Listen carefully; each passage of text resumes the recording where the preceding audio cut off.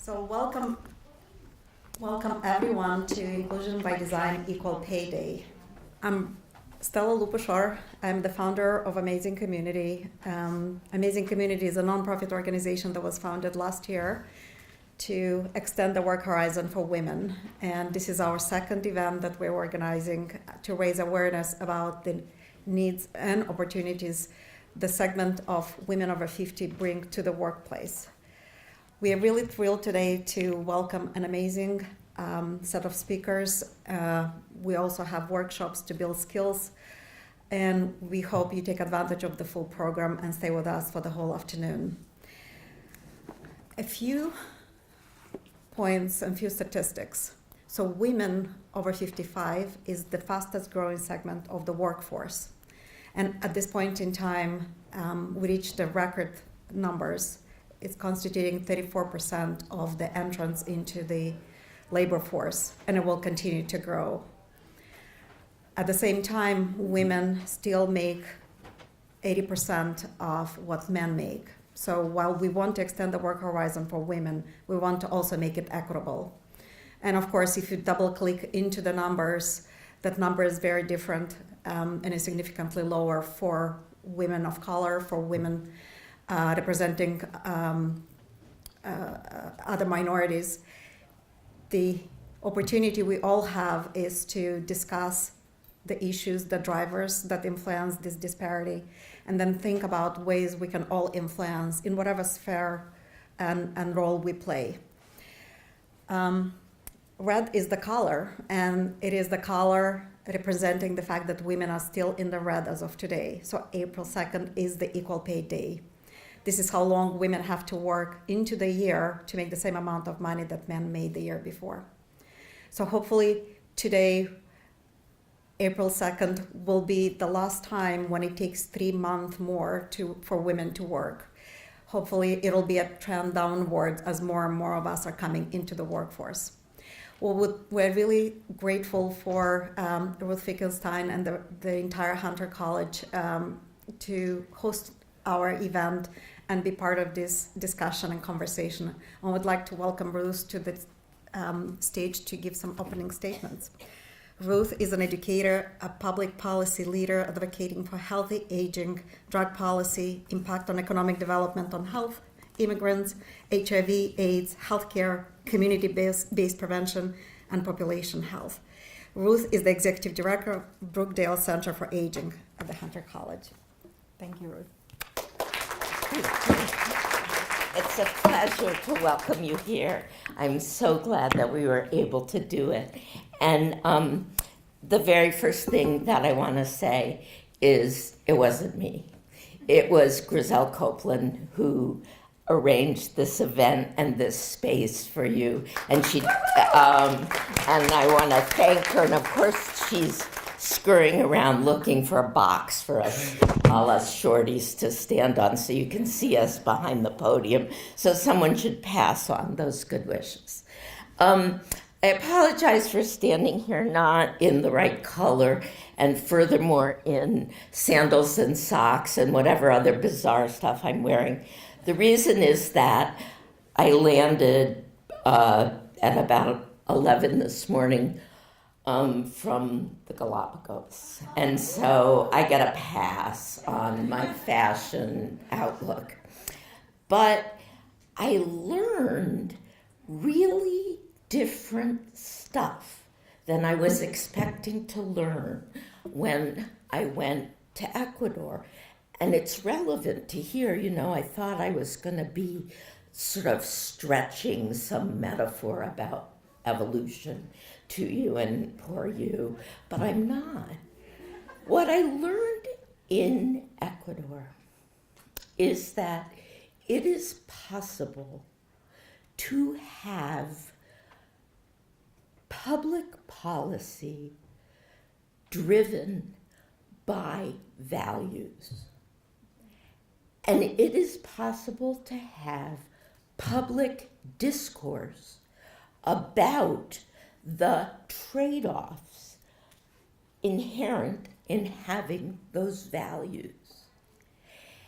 And a lesson to those of us who are working on any issue where we're trying to change the world is to remember that those things that we take as matters of natural law or inevitability are choices that we make. And I want to give you just two incredibly tangible examples of the values conversations going on. You know, the Galapagos are, you know, they're this very isolated archipelago of islands, probably most famous to people in this part of the world and with the kind of education most people in this room have, famous for the place where Charles Darwin went and kind of figured out the ideas about adaptation, animals' adaptation to their environments, changing them over time.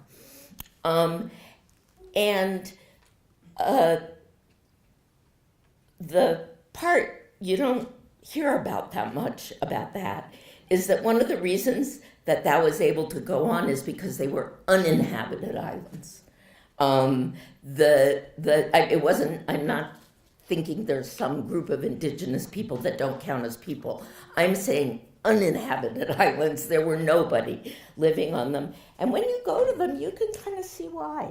They're kind of inhospitable as a physical environment, but amazingly hospitable for all these animals. But anyway, so here are two concrete examples.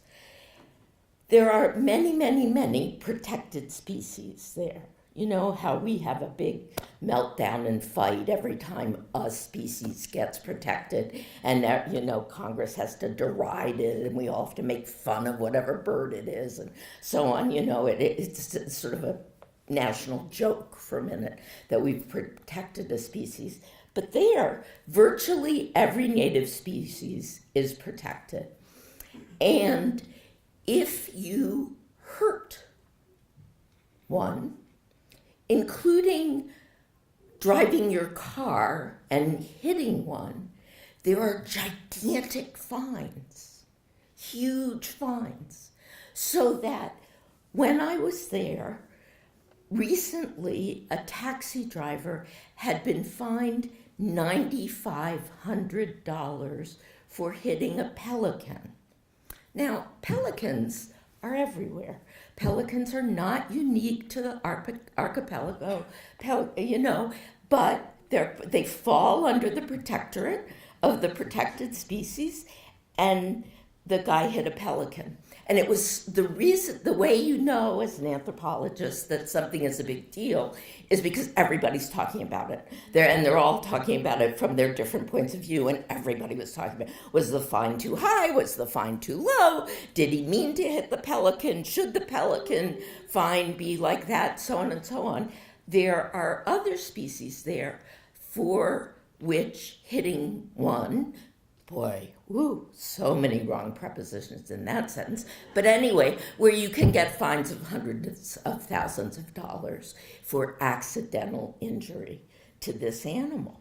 Well, you know, I'm not saying the way we should get equal pay for women is fining people who don't pay it. But I am saying public policy is a matter of public will and public values. I'll give you one more and then I'll sit down.